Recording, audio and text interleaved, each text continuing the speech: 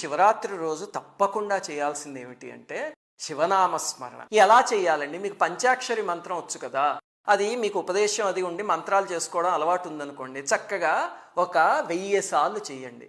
లేదండి మాకు అలాంటి మంత్రాలు ఉపదేశాలు లేవు అంటే శివాయ గురవే నమః అని పరమేశ్వరుడే నా గురువు అనుకుని అదే తీసుకుని నామం కింద చేయండి. బిల్వదళాలతో అర్చన చేయడం అది శివరాత్రి రోజు చాలా ముఖ్యమైనది.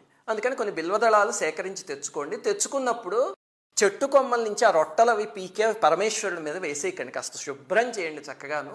వీలున్నంత వరకు 3 దళాలు ఉండేలా చూసుకోండి. చూసుకుని అవి పరమేశ్వరుడికి అర్పించండి. ఇవి శివరాత్రి రోజు చేయాల్సిన విధులు.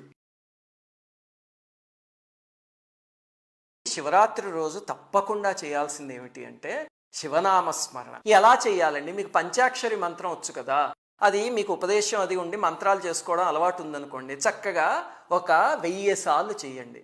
లేదండి మాకు అలాంటి మంత్రాలు ఉపదేశాలు లేవు అంటే శివాయ గురవే నమః అని పరమేశ్వరుడే నా గురువు అనుకుని అదే తీసుకుని నామం కింద చేయండి. బిల్వదళాలతో అర్చన చేయడం అది శివరాత్రి రోజు చాలా ముఖ్యమైనది.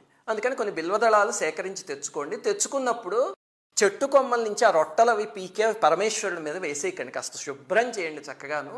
వీలున్నంత వరకు 3 దళాలు ఉండేలా చూసుకోండి. చూసుకుని అవి పరమేశ్వరుడికి అర్పించండి. ఇవి శివరాత్రి రోజు